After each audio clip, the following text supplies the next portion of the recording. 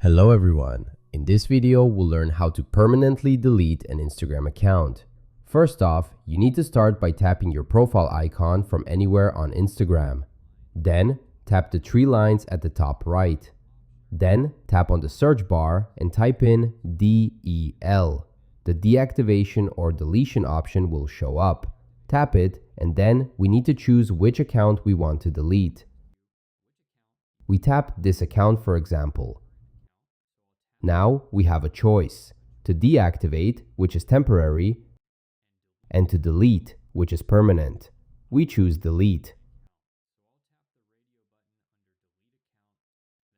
Then we choose a reason from the list. In this example, something else. Then we press continue.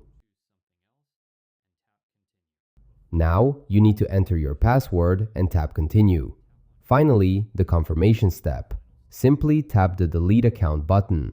Now you'll have 1 month to reverse the process if you change your mind, just by logging in again.